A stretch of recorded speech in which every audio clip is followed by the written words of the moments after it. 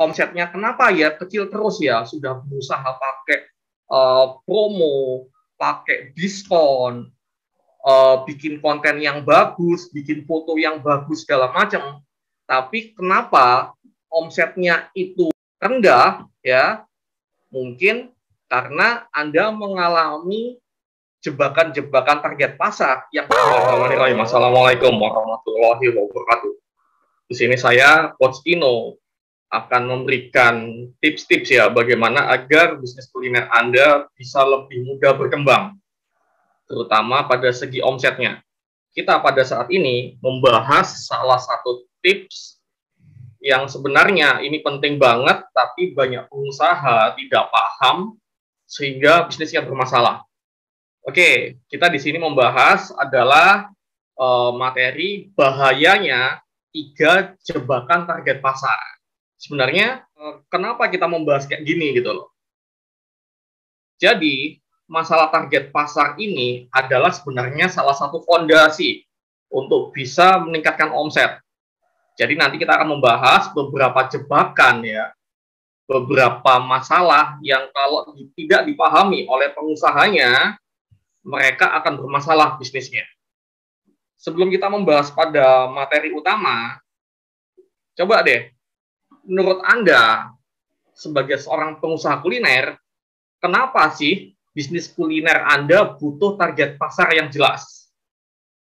Coba saya kasih waktu 1 menit untuk memikirkan atau mengucapkannya. Kenapa sih butuh target pasar yang jelas?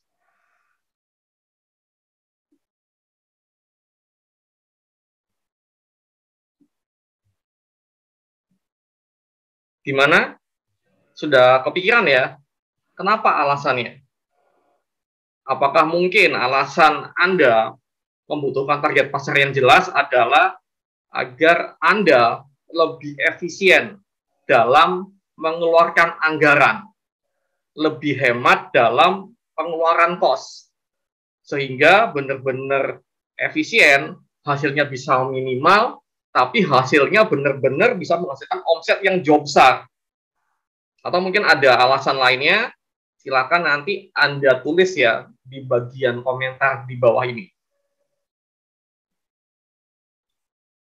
Sebelumnya, mungkin Anda yang tidak tahu atau bingung mengisi tadi, kenapa pentingnya menentukan target pasar yang jelas, karena mungkin Anda sendiri tidak tahu apa sih target pasar itu apa, target market itu apa.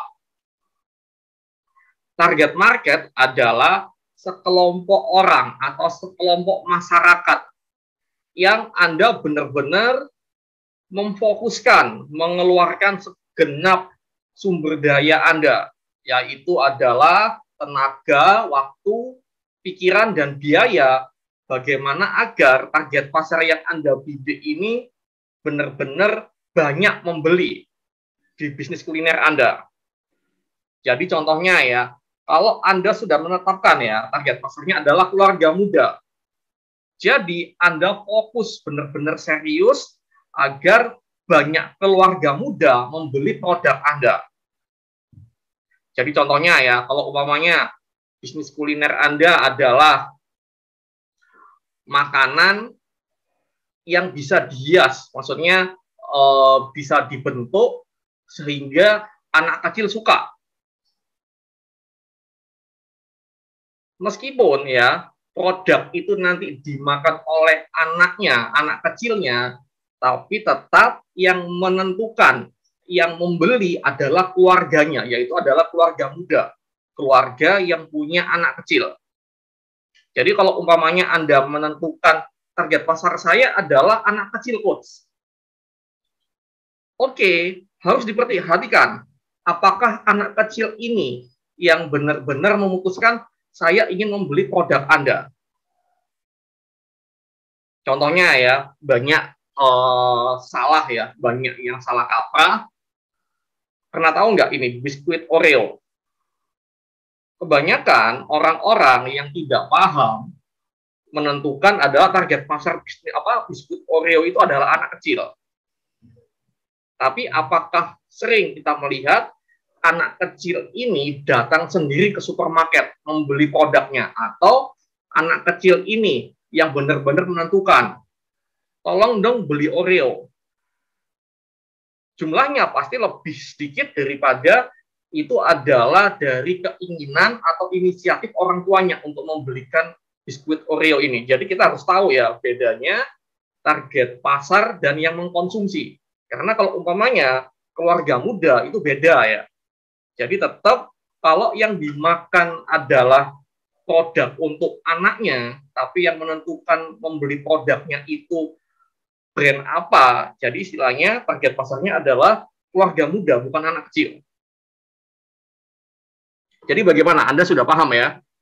Target pasar itu apa? Jadi bagaimana caranya Anda benar-benar fokus menjual pada target pasar itu.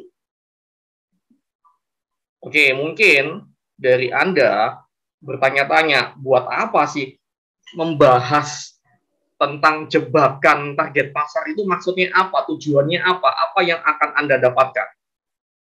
Yang Anda dapatkan adalah agar Anda tidak sampai kejeblos atau terperosok pada jebakan yang bisa menyebabkan bisnis kuliner Anda itu omsetnya sulit untuk menghasilkan omset yang besar secara signifikan.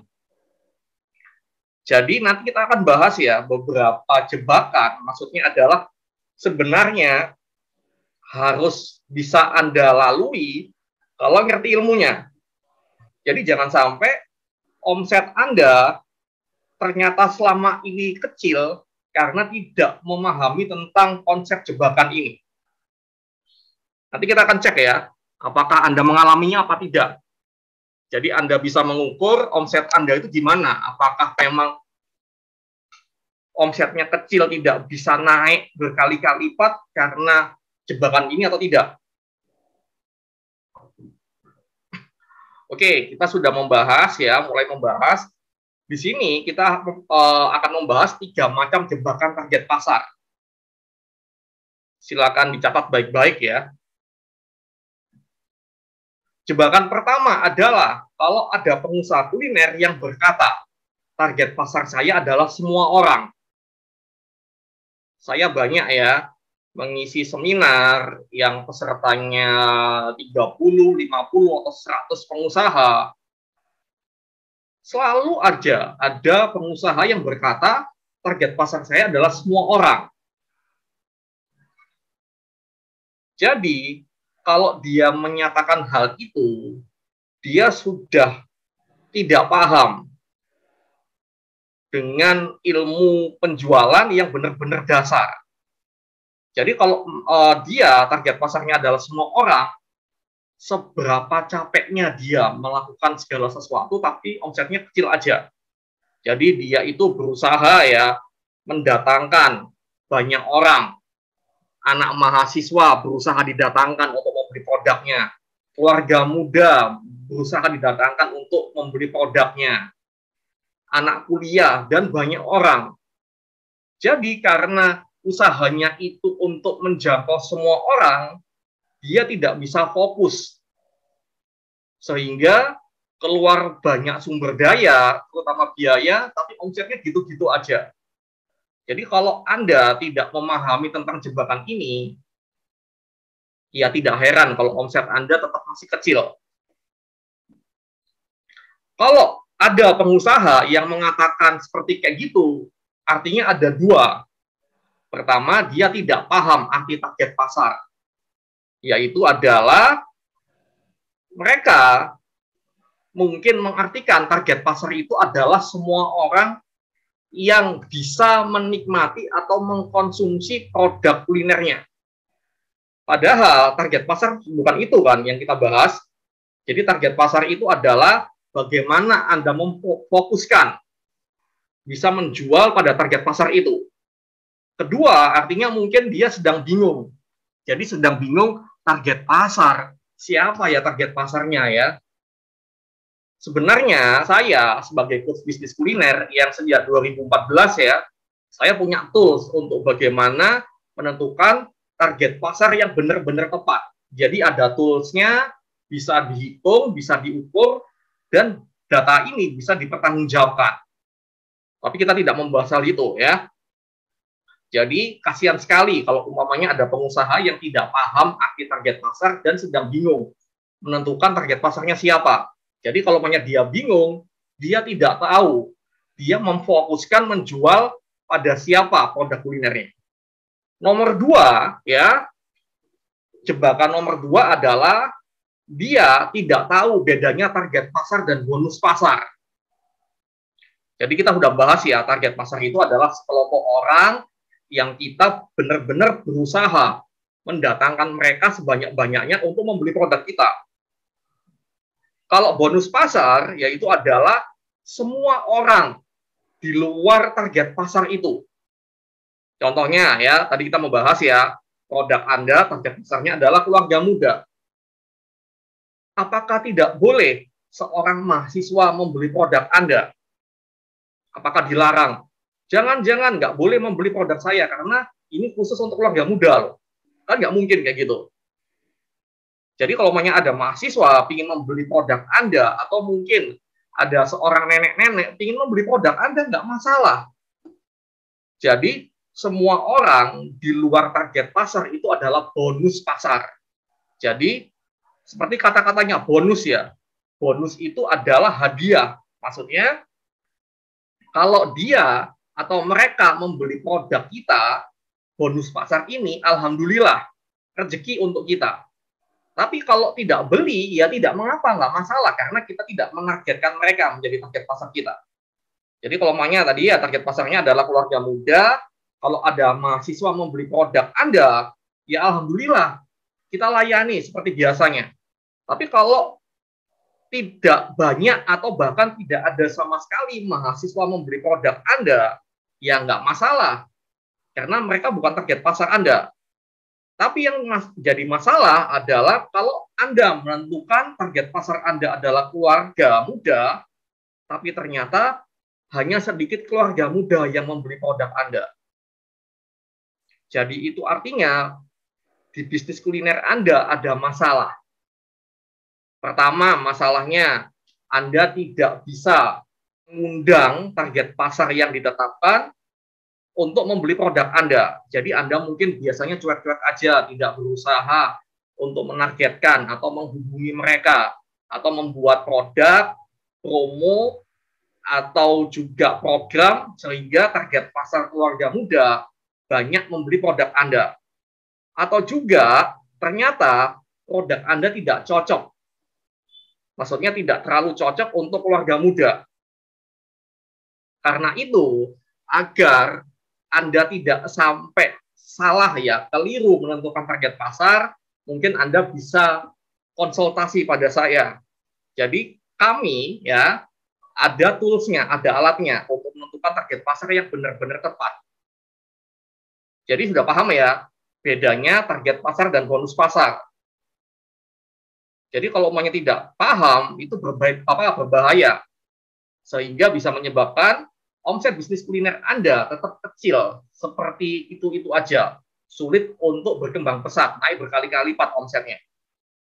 Nomor 3 adalah, jebakannya adalah, bila Anda punya impian target pasar yang terlalu besar.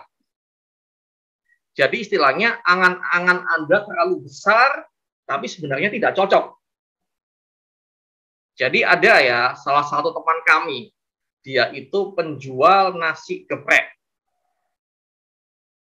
Karena dia baru resign dari perusahaan, jadi dia menentukan target pasarnya adalah pekerja kantor. Karena dia mantan karyawan.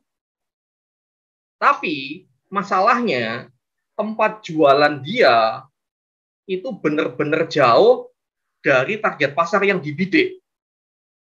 Jadi untuk pekerja kantor, untuk membeli produk nasi ayam geprek itu sulit atau membutuhkan banyak usaha. Jadi tempatnya jauh dan juga tidak terlalu terkenal. Dan juga sang pengusaha ini sulit untuk menjual pada pekerja kantor. Jadi kalau menjualnya harus pakai ojol dan juga mungkin dia harus datang ke kantor-kantor canvassing untuk menawarkan nasi ayam gepreknya. Jadi impian target pasarnya terlalu besar, jadi dia ingin menjangkau target pasar yang dia tidak mampu atau sulit untuk menjangkaunya. Padahal di sekelilingnya itu, tempat jualannya itu, banyak kos-kosan mahasiswa. Pengusaha yang terkena jebakan nomor 3 ini, dia itu tanda-tandanya merasa capek, keluar banyak tenaga, keluar banyak uang untuk promo. Jadi dia memaksa untuk mempromokan pakai ojolnya. Jadi ada diskon, promo, gratis ongkir segala macam. Jadi dia banyak keluar budget ya, tapi hasilnya gitu-gitu aja karena ingin menjangkau jauh di sana. Tapi masyarakat di sekitar tempat dia jualan, dia cuekin. Sayang banget. Padahal ya, mungkin kalau target pasar impiannya adalah pekerja kantor, nggak masalah sih.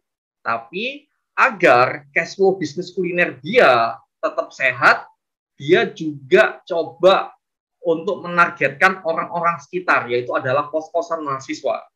Jadi dia lebih mudah menghasilkan omset, menghasilkan penjualan, agar keuangannya atau cash flow-nya tetap sehat. Jadi bagaimana? Apakah Anda juga merasa seperti kayak gitu? Omsetnya kenapa ya kecil terus ya? Sudah berusaha pakai promo, pakai diskon, bikin konten yang bagus, bikin foto yang bagus segala macam. Tapi kenapa omsetnya itu rendah ya? Mungkin karena Anda mengalami jebakan-jebakan target pasar yang tadi kita bahas itu. Jadi hati-hati ya, jangan sampai Anda terkena jebakan ini. Sebenarnya sepele sih kalau umpamanya Anda paham ilmunya. Tapi karena Anda tidak menguasai ilmunya, Anda terkena jebakan itu, kejeblos dan sulit keluar karena tidak merasa Anda kena jebakan. Anda hanya biasanya mengeluh. Kenapa ya omset saya rendah sekali, tidak bisa naik, sudah melakukan ini dan itu. Ternyata setelah kita bahas, setelah mengikuti coaching kami, ternyata Anda terkena jebakan target pasar dan Anda sulit keluar.